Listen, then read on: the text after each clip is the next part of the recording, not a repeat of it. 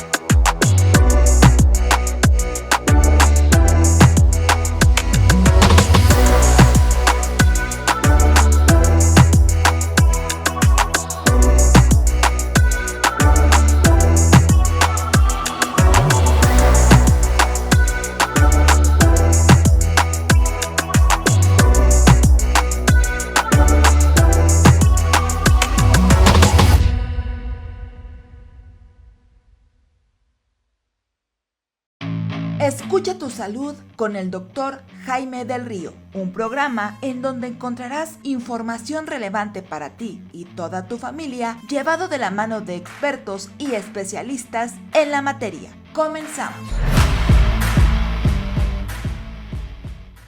Hola amigos de Imperfecto, bienvenidos al programa Escucha tu Salud con tu amigo el Dr. Jaime del Río. También saludo a todas las personas que nos ven y nos escuchan a través de redes sociales, a través del Facebook Live de el Dr. Jaime del Río, @alergia Polanco Lomas, y aquellos que también por medio de YouTube nos ven de manera sincrónica o escuchan el podcast en las principales plataformas como Spotify. También todos bienvenidos, y va a ser un programa también bastante bueno y especial, recopilando algunas de sus preguntas, de sus comentarios, y también atendiendo todas sus dudas, ¿no? Así que, por favor, les pido que si tienen ganas de participar, haciendo un comentario o alguna pregunta, serán bien recibidas y serán leídas al aire con mucho gusto. El día de hoy vamos a hablar de infección de vías urinarias, y si todavía tenemos algo de tiempo, hablaremos de las reacciones alérgicas a los medicamentos o las reacciones adversas a los medicamentos, cuál es la diferencia entre uno y otro y qué características tienen, cuáles son graves y cuáles son pues no graves, ¿no? Que incluso pueden pasar por sí solas sin recibir incluso ningún tratamiento. ¿De acuerdo? Bueno, pues vamos a comenzar. Por favor, recuerden, todos aquellos amigos que están escuchándome a través de la frecuencia de imperfecto.com.mx, pueden mandarme sus comentarios a través de el WhatsApp de la estación, que viene ahí la pestaña en la parte inferior derecha. Ahí directamente ahí llegan sus comentarios, sus preguntas. La semana pasada recibí bastantes y se los agradezco. Les pido que no baje esa participación, por supuesto, todos los que tengan algo que comentar o compartir o preguntar. Y lo mismo para todos aquellos que están a través del Facebook Live, ahí directamente también, ahí en vivo, leemos y contestamos. Bueno, a ver, abrimos directamente, ¿no?, con el tema del día de hoy, que son las infecciones de vías urinarias. Es un tema que pareciera que es muy común, muy del dominio público, ¿no? Seguramente muchos de ustedes o de sus hijos, hijas, o conocen a alguien que haya tenido una infección de vías urinarias. Es una infección hasta cierto punto común, pero aquí vamos a analizar con lupa de qué se trata y por qué es, ¿no? Antes de hablar de esta patología, yo creo que debemos de revisar y que debemos de plantear cuál es el sistema urinario, en qué consiste y cuáles son sus funciones, para que vayamos directamente al problema, esta patología de las infecciones de vías urinarias, ¿no? Entonces, el complejo sistema urinario empieza en los riñones. Es una estructura que no solamente complete a las vías urinarias o a los conductos donde se va a orinar, como es la uretra, ¿sí?, el meato urinario, la vejiga, los ureteros y los riñones. Fuera tan sencilla la cosa, pues sería un tema de dominio público hablar de estas estructuras. La verdad es que seguramente han oído hablar de, me dio una pielonefritis o una infección en los riñones. ¿Qué onda con eso? Pues eso es una infección de vías urinarias, pero alta, ¿sí? Los riñones están localizados en la parte posterior de la espalda, en la espalda lumbar, ¿sí?, un poco más hacia arriba, no tan abajo, no en la cintura, sino un poco más arriba. Hay mucha gente que se queja de dolores en esa parte de la espalda baja, y sí puede ser una contractura muscular, o me agaché y me quedé atorado, un golpe, etcétera.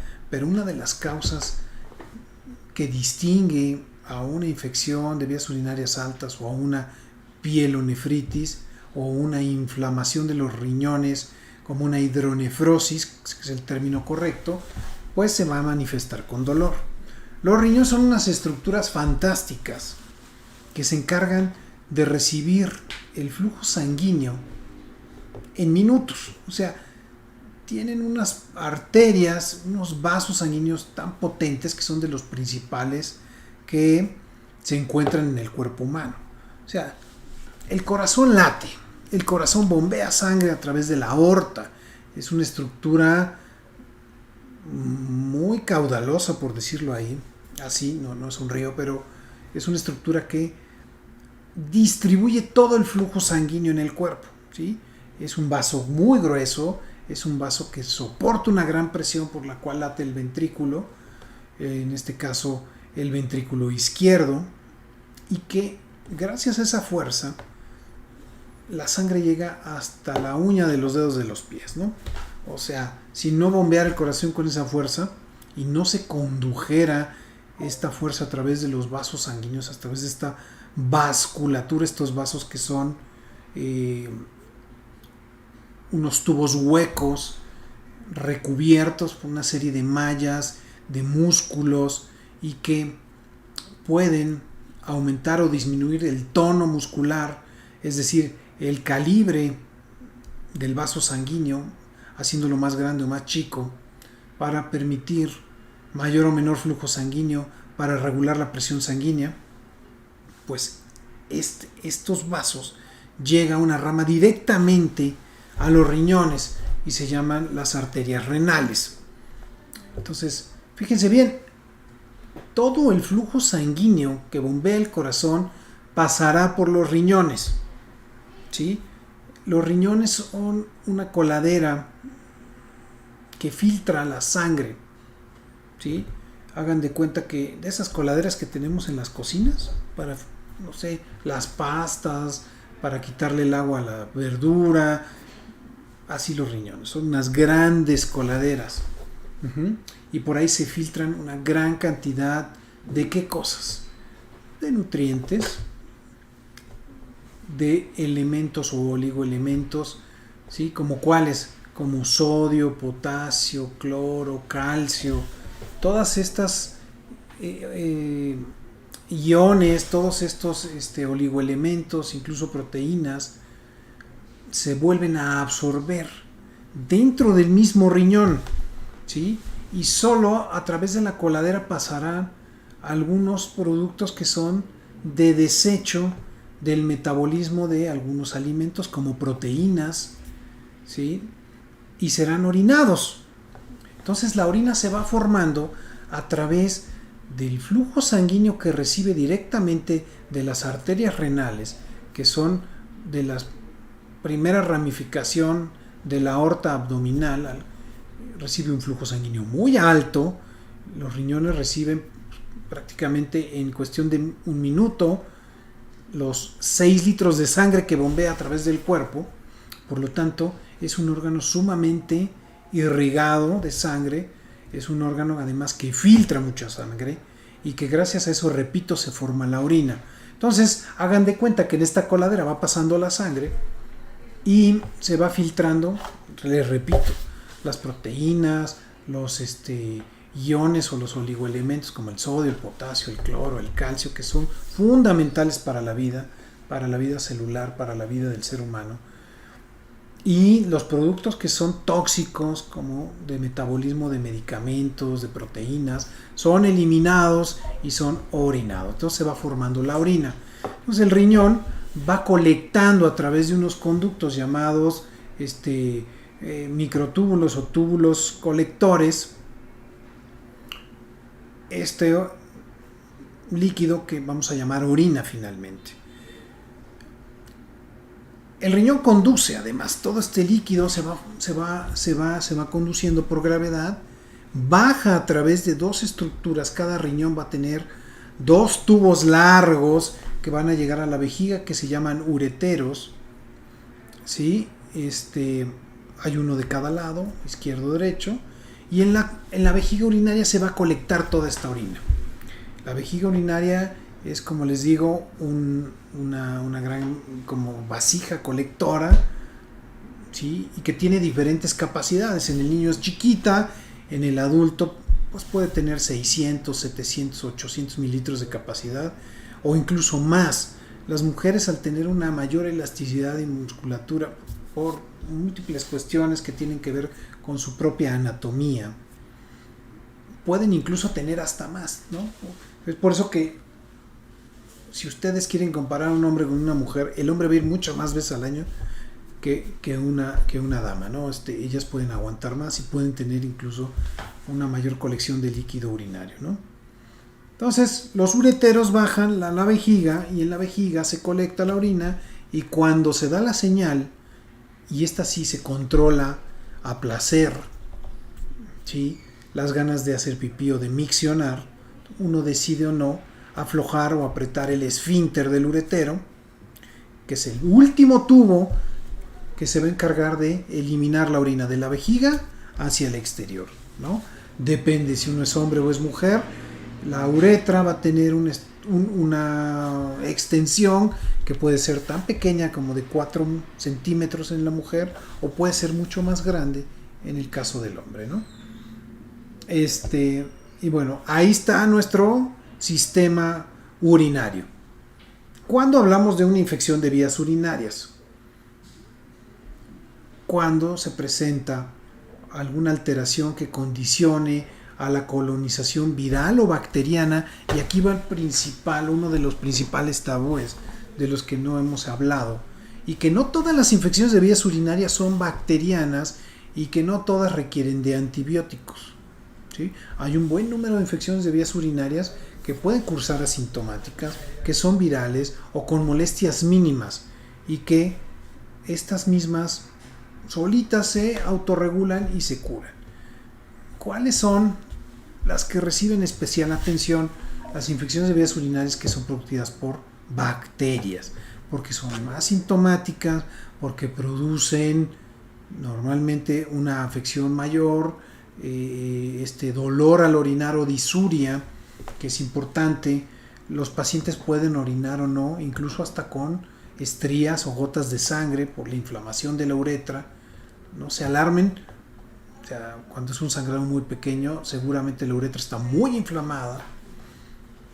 Incluso los pacientes, los niños, pues ya no quieren orinar porque les causa dolor esta disuria, ¿no? Entonces es uno de los datos principales, característicos de infección de vías urinarias. La otra es la necesidad de ir muchas veces al baño, a hacer pipí, ¿sí? Esto se conoce como poliuria, o sea, muchas veces voy a hacer pipí y voy y hago 3 gotas, 5 gotas, un chorrito y ya. Al rato regreso. Entonces uno está yendo 15, 20, 25 veces al baño a hacer pipí. Y esta es una manifestación también muy importante. La otra son los dolores abdominales, ¿sí? Finalmente, ahora pensemos de abajo hacia arriba. Yo les platicaba de cómo los riñones estaban en la parte posterior a superior de la espalda, bajaban a los ureteros, a la vejiga urinaria y finalmente a la uretra. Ahora, ¿cuál es la vía de entrada habitual de los bichos? Pues por la uretra, o sea, por debajo, y sería ascendente. La otra forma, que es menos común, es por vía hematógena, o sea que por los vasos sanguíneos una bacteria llegue a los riñones y los infecte, lo cual también puede pasar. Pero el paciente debe tener un antecedente de una infección grave como una sepsis, estar hospitalizado en una terapia intensiva o mucho tiempo en el hospital, y esto sí es posible. Pero para todas las demás personas que llevamos una vida razonablemente normal y no estamos hospitalizados o tenemos deprimido el sistema inmunológico, la vía natural de entrada será a través de la uretra. Es por eso que las mujeres, al tener una uretra mucho más corta que los hombres, sufren de mayor número de infecciones de vías urinarias. El sistema urinario tiene diferentes métodos de protección y uno de ellos es que cada que uno hace, la uretra se irrita, detecta ahí algo de inflamación, entonces dan ganas de orinar, ¿no? Se irrita y genera esa sensación, ganas de ir al baño, entonces uno limpia la uretra. Este constante fluir de líquido llamado orina pues ayuda, porque la orina tiene un pH un poco ácido que evita el crecimiento bacteriano. Pero a veces esto no es suficiente. A veces hay alteraciones también en uretra o en vejiga. Y ahorita vamos a platicar de ello, y esto condiciona infecciones de vías urinarias. Entonces, regresando a esto, llega la bacteria, asciende por la uretra y llega a la vejiga. Han oído hablar del término de uretritis nada más, donde solo está inflamada la parte final, la uretra, y es muy dolorosa, muy molesta, y está uno yendo constantemente a hacer pipí al baño, ¿no? Esa es una uretritis, es la parte final. Pero también podemos tener una cistitis. La cistitis es cuando se inflama la vejiga urinaria y también la uretra. O sea, ya ascendimos a esta bolsa colectora de orina. Llegan las bacterias, se infectan e inflaman. Entonces ahora sí se agrega el dolor abdominal. Ahora sí se agrega fiebre y puede haber síntomas ya más grandes, síntomas generalizados, malestar, náusea, vómito, estos principalmente en los niños, ¿sí? Fiebre, náusea, vómito, un malestar generalizado, irritabilidad, llanto, todo eso es muy común en los niños. En el adulto esto afortunadamente ya no, pero sí hay dolor abdominal, sí puede haber fiebre y esta sensación constante de urgencia urinaria, ir al baño, hacer 2 gotas, regresar, otras 2 gotitas. Esto son datos característicos de una infección de vías urinarias, de una cistitis. ¿Ok? Ahora, ¿qué pasa cuando la infección no se controla en la vejiga y asciende a través de los uretreros y llega a los riñones? Y ahí sí la cosa se pone mucho más complicada, porque una infección renal, ¿sí?, es mucho más grave. Cuando los riñones se empiezan a inflamar, hay problemas muy importantes, porque no se filtra el líquido adecuadamente, el paciente se empieza a hinchar, la presión sanguínea se descontrola, los síntomas son mucho más francos y característicos, los dolores son fuertes y el paciente empieza a tener un descontrol hidroelectrolítico importante, ¿no? Repito, la presión arterial, el sodio, el potasio, esta bomba que depende directamente de los túbulos renales, está fallando, entonces me empiezo a hinchar, aumento mis líquidos, me sube la presión arterial, la cosa se complica importantemente, ¿no? Y de ahí a que yo pueda tener una diseminación hematógena, es decir, que la infección que haya venido por abajo, por la uretra, y haya llegado a los riñones, hay una posibilidad de que esa misma bacteria entre directamente a la sangre, a la circulación, y me dé una infección sistémica, una infección grave, una infección generalizada, o que yo exporte esta bacteria a otro órgano como el pulmón, el corazón o algún otro lado. Y esto es factible. Por lo tanto, siempre serán una urgencia y un tratamiento que requiere un manejo intrahospitalario, un manejo intravenoso con antibióticos de amplio espectro, ¿sí? Poderosos. Entonces, no es tan fácil, no es tan fácil, no debemos dejar a la ligera una infección de vías urinarias. Ya les digo, el sistema urinario se va protegiendo. Fíjense también que tenemos en cada uno de estos estructuras, por ejemplo, los ureteros van teniendo una serie de valvas que van evitando que se regrese la orina. La orina, cuando está en la vejiga urinaria, está estéril. Solo se contamina en el momento en el que sale o en el que pasa por el conducto final, por la uretra, que esa puede tener algo de bacterias. Pero en realidad la orina es un líquido estéril. Imagínense que tuviéramos dentro de la vejiga un líquido lleno de bacterias. Pues moriríamos eventualmente, porque no deben de estar ahí las bacterias, ¿no? Entonces, no le tengan tanto asco. Bueno, ahora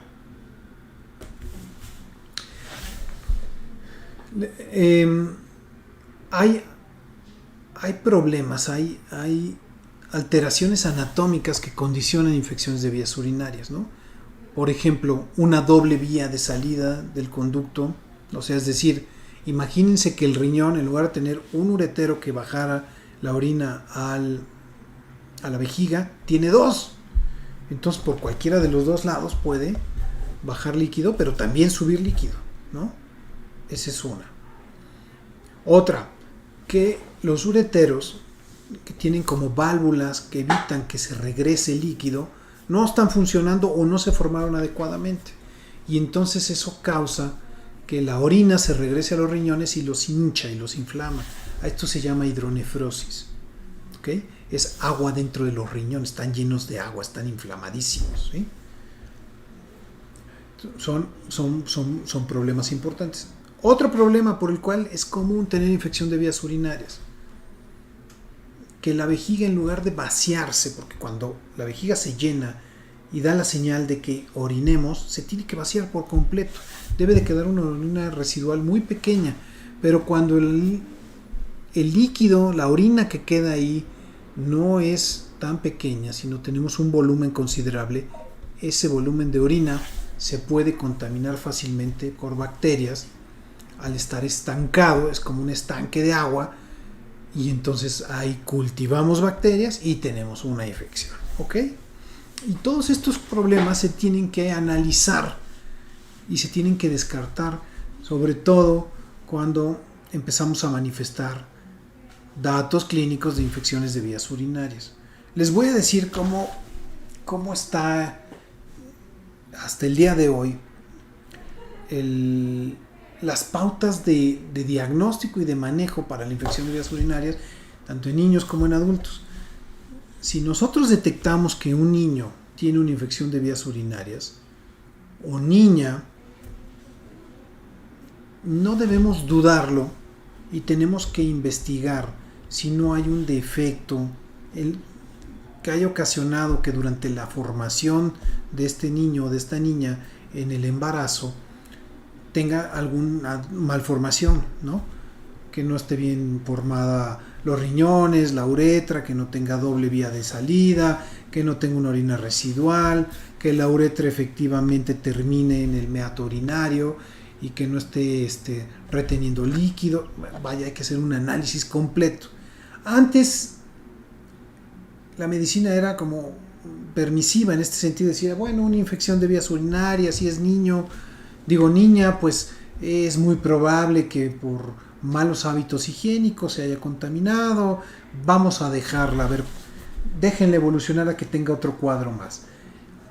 Y lo que se ha visto es que hay que ser más agresivos, que hay que, desde el primer cuadro, ir a investigar que no haya ninguna alteración, un defecto anatómico, porque si no, y esto se sigue presentando, va a generar un daño renal a futuro. ¿Sí? Y los riñones también son fundamentales para la vida y se van a echar a perder. O sea, si nosotros estamos teniendo pielonefritis, hidronefrosis, problemas renales por un problema de infección de vías urinarias bajo que sube, estamos dañando nuestros riñones. ¿Okay? Entonces eso es una pauta importante para el diagnóstico y para el tratamiento. No tan solo se trata de manejar un antibiótico, porque miren, hay muchas ocasiones en que estamos manejando, ya le duele al hacer antibiótico y antibiótico y antibiótico, y lo único que estamos haciendo es aventando golpes al aire sin tener claridad. Estamos vendados de los ojos, porque pues es una bacteria que estamos contribuyendo a hacerla resistente. Entonces tenemos que tener un cultivo de orina y un examen general de orina donde evidenciemos que hay alteraciones. Cuando hacemos un examen general de orina vamos a encontrar datos que son muy concluyentes de infección, ¿no? Por ejemplo, la presencia de bacterias, la presencia de nitritos, que son un producto del metabolismo de las bacterias y de los linfocitos, esterasa leucocitaria, que también tiene que ver con inflamación renal. O sea, hay varios factores, hay varias cosas que se alteran en el examen general de orina. E incluso, viendo más allá, nosotros podemos saber qué está tirando por la orina. Está tirando calcio, está tirando cloro, está tirando sodio, potasio. ¿Por qué? Porque no debe de haber grandes cantidades de estos elementos, porque son fundamentales para la vida.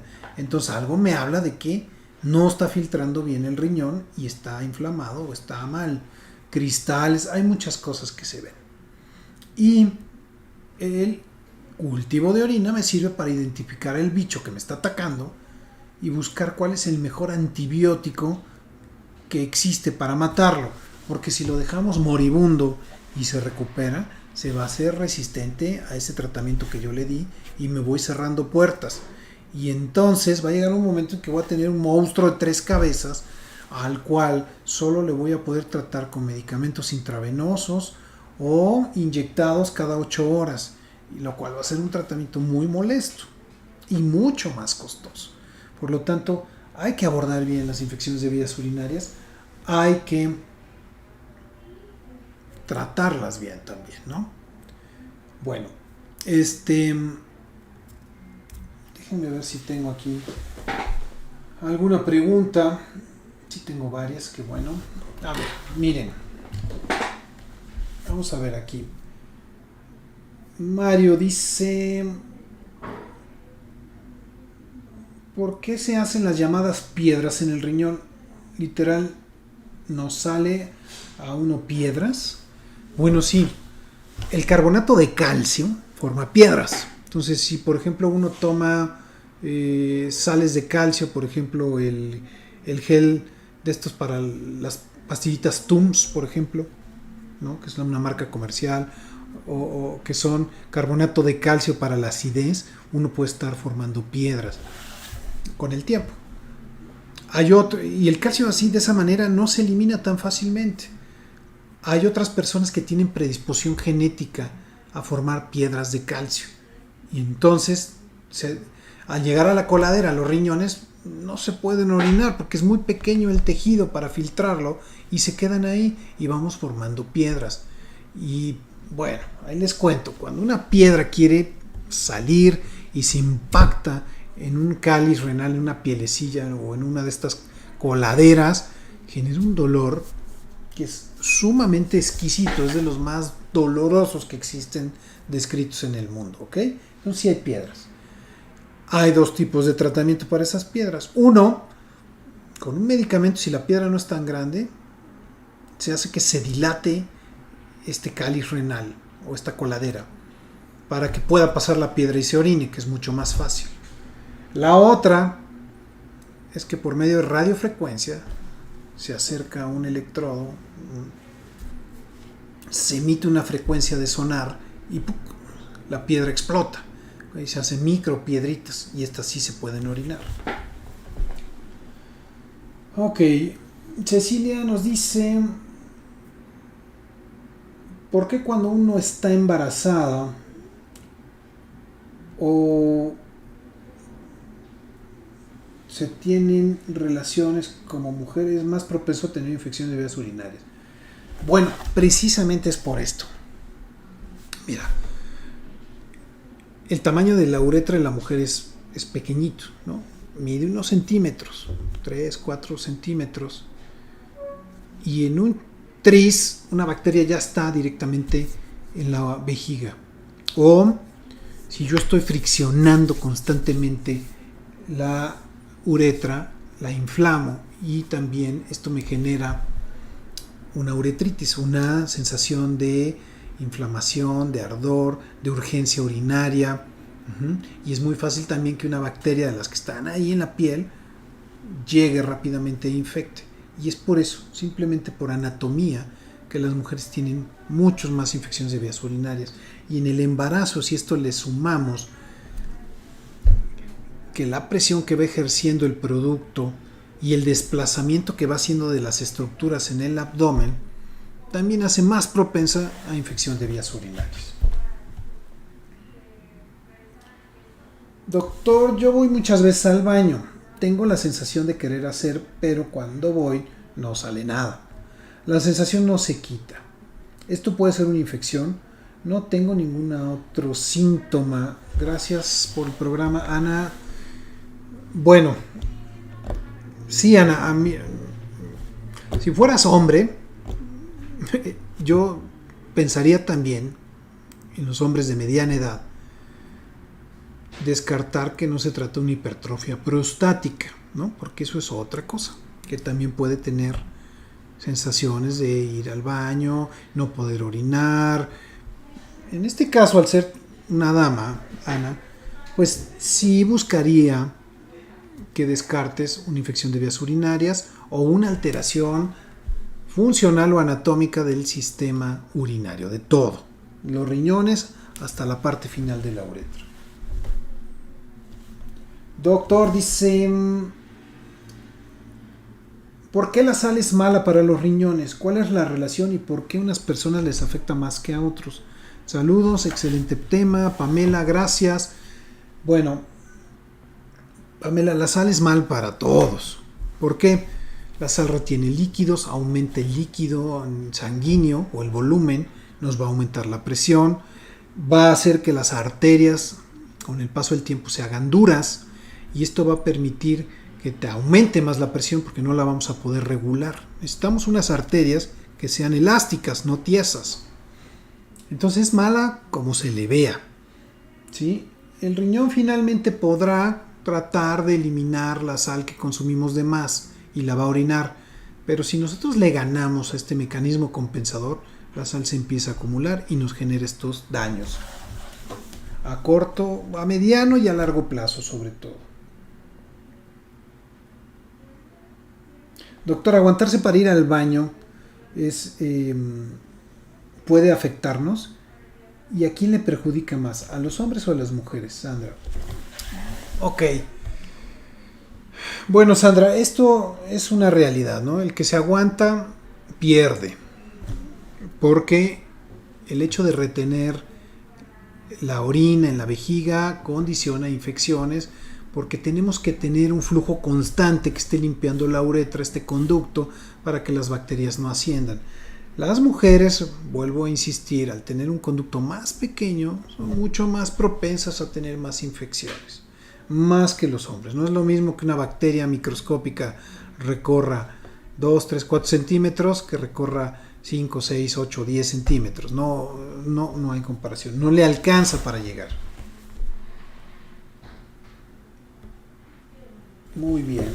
Aquí, gracias también por estos comentarios que voy a leer, que son de Imperfecto.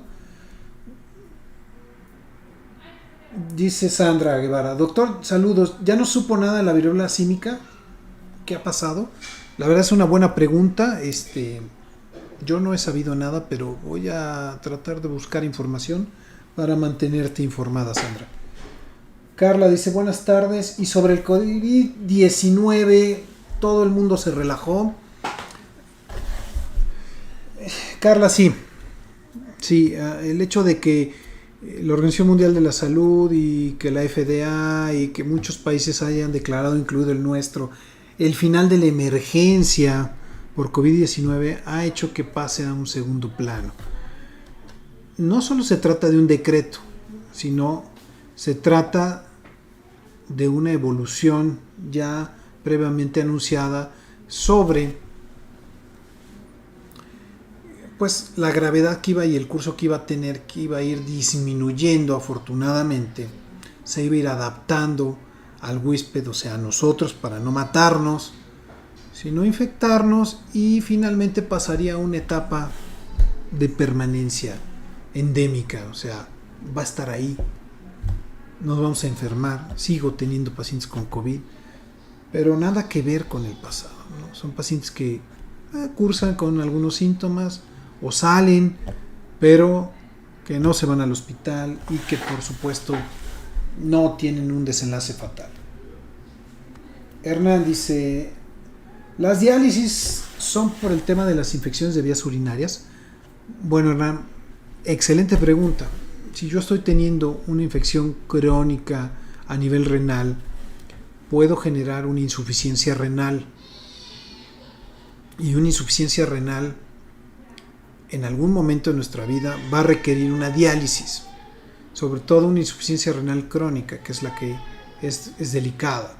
La función renal, el riñón va a dejar de funcionar, de filtrar, nos vamos a empezar a retener partículas, toxinas que nos van a dañar y nos van a matar si no las eliminamos. Por eso las diálisis serán necesarias. Gloria dice: las piedras en los riñones, ¿por qué o cómo se forman ahora que lo menciona? Bueno, lo comentamos, que son sales de carbonato de calcio o de otros elementos, sí, pero principalmente de calcio, y por una dieta rica en sales de calcio, sales minerales, ¿no? Por ejemplo, aquel que toma puro Tehuacán como agua, hay muchas sales ahí, se van acumulando, van formando piedras, y entonces se forman estas piedras o los litos renales, los cálculos renales. Ok. Chávez dice: buenas tardes, doctor. El riñón, si falla, es un problema serio. ¿Cómo poder tener cuidados? Pues sí es serio, muy serio. Aquel que le falla el riñón y que cae en una diálisis, su vida va a cambiar por completo. Y es algo que no se le desea a nadie, porque genera una convalecencia importante, infecciones frecuentes, podemos tener incluso, si nos hacemos diálisis abdominal, peritonitis, ¿sí? O una oclusión intestinal, o si es una hemodiálisis, una infección sanguínea grave, vaya, y no sustituyen ni se acercan por mucho a la función renal, por lo tanto hay que cuidar mucho los riñones. Lorena dice: buenas tardes, doctor, ¿las infecciones vaginales tienen que ver con algún tipo de problema urinario? ¿Es local o son hongos o son bacterias? Tengo muchas dudas. Ok.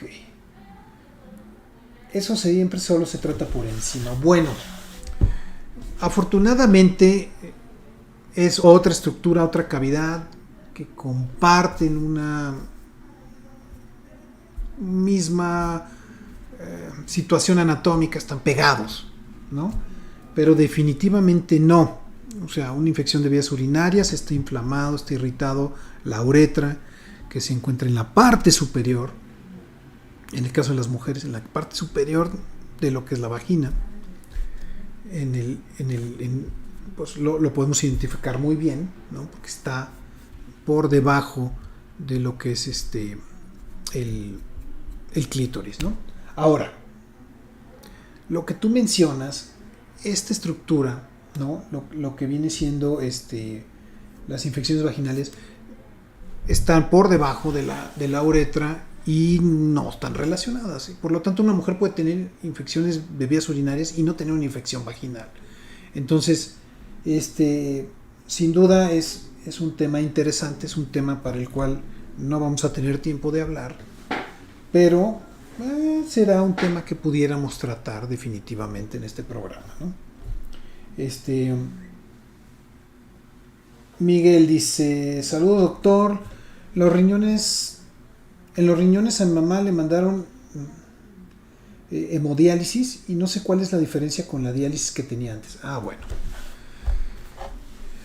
La diálisis peritoneal, que es donde metemos a través de un catéter que introducimos en el peritoneo, en el abdomen, líquido, y por medio de ese líquido que ponemos unas bolsas de 2-3 litros y las dejamos ahí 4 horas, lo que estamos tratando de hacer es que el peritoneo, esta capa que cubre todo el intestino, sirva como una malla que ayude a filtrar todas estas partículas y estos líquidos que están circulando en la sangre, que deben de eliminarse, y que a través de una cosa que se llama ósmosis, o sea, donde hay una presión mucho mayor por la cantidad de sales que tiene estos líquidos, los jala y los intercambia.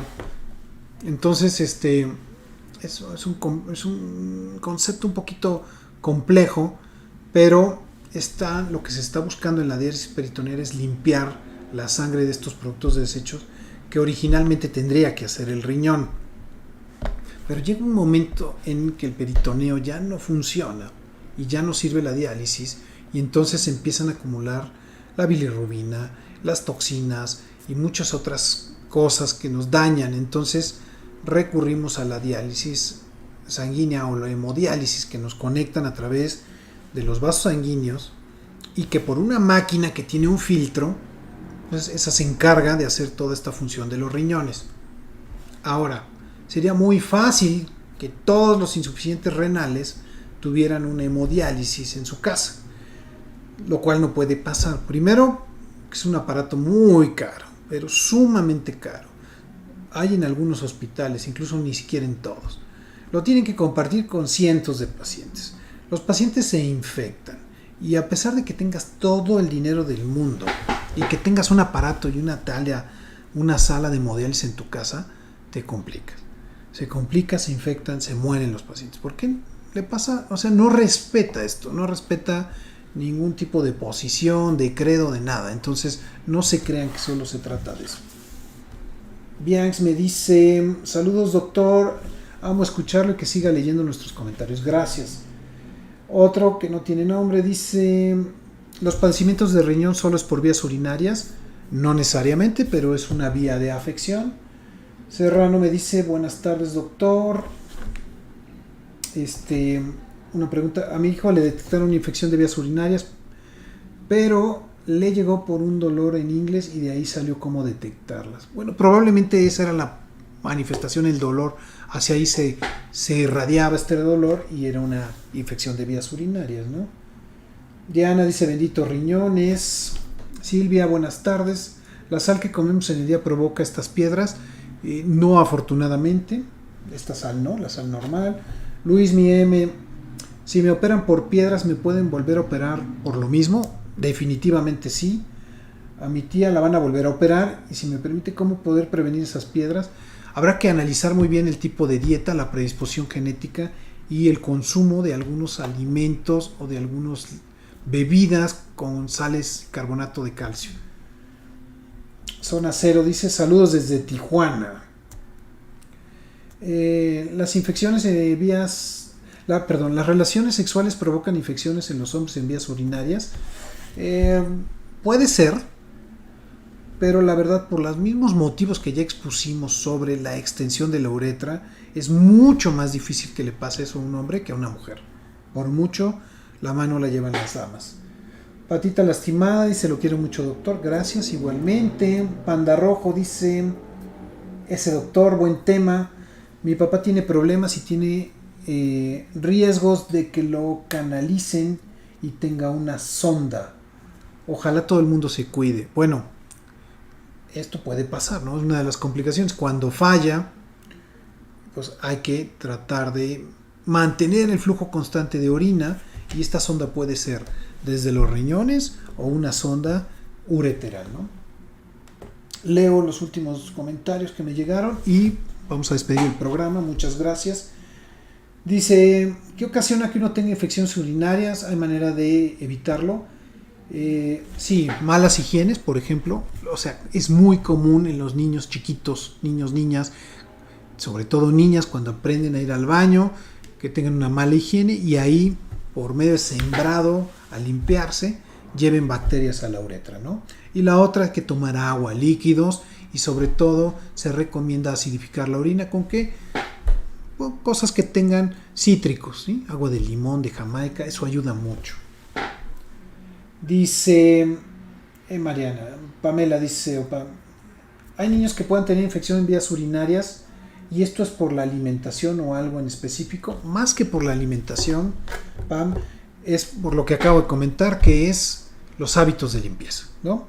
Los hábitos de limpieza cuando van al baño, cuando se bañan, ¿sí? El tipo de ropa que utilizan, eso no lo había mencionado, pero por ejemplo, las prendas de algodón, pues absorben incluso la orina, guardan buena temperatura, pero las que son de nylon y telas sintéticas aumentan la temperatura, facilitan el crecimiento bacteriano, y si uno llega a tener orina o restos de orina ahí, funcionan también como medios de cultivo, y al no absorberse, pues puede ser que también por ahí las bacterias asciendan. Doctor, sé que no es el tema, pero podría hablar o comentar si las cenizas del popo pueden afectar a quienes somos alérgicos a casi todo. Gracias, ya soy seguidora Marta. Gracias, Marta. En 10 segundos debo decir que sí, afectan cuestiones respiratorias, ¿no? Desde la punta de la nariz hasta los bronquios. No es bueno respirar este polvo volcánico, porque las partículas son muy pequeñas y también son difíciles de sacar, ¿no? Entonces, si llega a haber una emisión de polvo, hay que utilizar un cubrebocas, permanecer en casa, seguir las recomendaciones, y por ahí les voy a buscar más información para que podamos tener, como esto va a seguir, tener más herramientas para cuidarnos, ¿no? Doctor, ¿tener ardor ya es un foco rojo de una infección? Si el ardor es constante, sí. Si el ardor va incrementando, sí.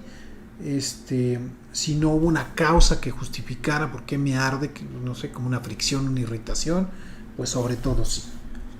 Finalmente, dice: ¿las personas diabéticas son más propensas a tener infecciones urinarias? Gracias, Marco. Marco, buena pregunta, excelente. Definitivamente sí. ¿Por qué? Porque un diabético mal controlado va a orinar glucosa. ¿Y qué creen?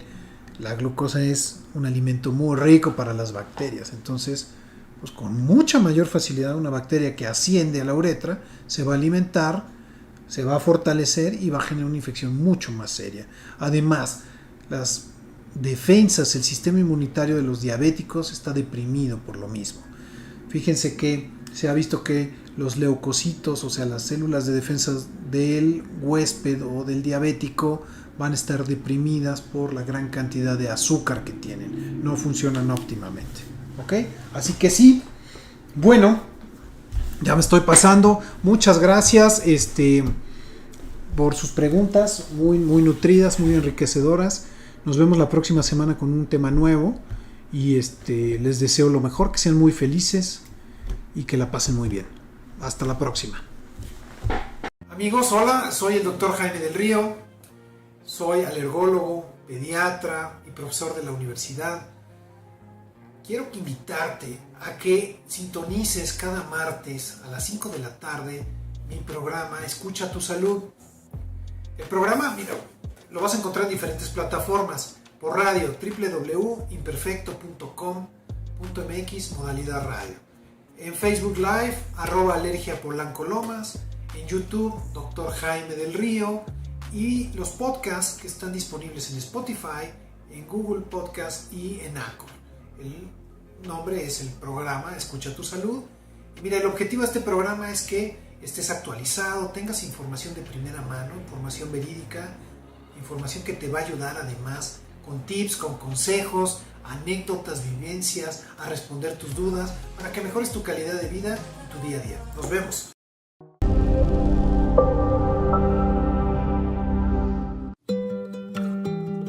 Un trastorno del aprendizaje se define como una dificultad en un área académica, lectura, matemáticas o expresión escrita. La capacidad del niño para tener éxito en el área educativa específica está por debajo de lo que se espera para su edad, el nivel educativo y el nivel de inteligencia. La dificultad experimentada por el niño es lo suficientemente severa como para interferir con el éxito académico o actividades normales de la vida diaria propias de su edad. Se cree que ocurren debido a una anormalidad en el sistema nervioso, ya sea en la estructura del cerebro o en el funcionamiento de los productos químicos del mismo. La diferencia en el sistema nervioso hace que el niño con trastorno de aprendizaje reciba, procese o comunique información en una forma diferente. La predisposición genética, problemas durante el embarazo, nacimiento o infancia temprana, así como otras condiciones médicas generales, pueden asociarse con la causa de esos trastornos. Cada niño puede experimentar los síntomas de manera diferente. Estos pueden incluir: si es trastorno de lectura, el niño leerá abajo del nivel esperado, dada su edad, grado escolar e inteligencia. Leerán lentamente y tienen dificultad para comprender lo que leyeron. Pueden tener dificultad con el reconocimiento de palabras y confunden las palabras que se ven similares. Si es trastorno de matemáticas, tendrán problemas como contar, copiar números correctamente, sumar y llevar números, aprenderse las tablas de multiplicar, reconocer signos matemáticos y comprender las operaciones matemáticas. Si es trastorno de expresión escrita, tendrá dificultades como comprender la gramática y la puntuación, ortografía, organización de párrafos o composición de información escrita. Con frecuencia estos niños también tendrán pobres destrezas de escritura a mano. Los signos de los trastornos pueden ser identificados por los padres cuando un niño tiene consistentemente dificultades con alguno o todo de lo siguiente: lectura, ortografía, escritura o finalización de problemas matemáticos, comprender o seguir instrucciones, distinguir la derecha de la izquierda e invertir números o letras. Una evaluación integral por parte de profesionales educativos y de salud mental incluye pruebas educativas y psicológicas, así como hablar con el niño y los padres. Esta evaluación identifica si el niño tiene un trastorno de aprendizaje, así como sus fortalezas y debilidades de aprendizaje. Los resultados se usarán para determinar necesidades educativas, identificar la mejor colocación escolar, determinar la posible necesidad de medicación para ayudarle con la distracción y la hiperactividad y determinar el beneficio posible de cualquier terapia adicional, como terapia del habla o psicoterapia familiar, para maximizar el potencial de aprendizaje y la calidad de vida del niño. El tratamiento específico será determinado por el esfuerzo coordinado por el médico de su hijo y los profesionales de la salud y educativos, en base a la edad, salud global e historial médico del niño, la extensión del trastorno, el tipo de trastorno, la tolerancia del niño a medicamentos o terapias específicas y las expectativas del curso del trastorno. Los trastornos son tratables. Un esfuerzo coordinado entre padres, profesores y profesionales de la salud mental brinda la base para las estrategias de tratamiento individualizado que pueden incluir rehabilitación individual o grupal, clases especiales o recursos especiales. Las medidas de prevención para reducir la incidencia de estos trastornos no se conocen en este momento. Sin embargo, la detección e intervención tempranas pueden abordar la severidad de las dificultades académicas y mejorar la calidad de vida experimentada por niños con ese tipo de trastornos. Les agradezco su atención, les deseo una tarde tranquila, una semana aventurosa. Por favor, no olviden aún las medidas higiénicas preventivas ya conocidas con anterioridad, así como la importancia que tiene la vacunación en todos los aspectos y etapas de la vida. Como siempre, a ti, Jaime, mis respetos. Escucha tu salud con el Dr. Jaime del Río, un programa en donde encontrarás información relevante para ti y toda tu familia, llevado de la mano de expertos y especialistas en la materia.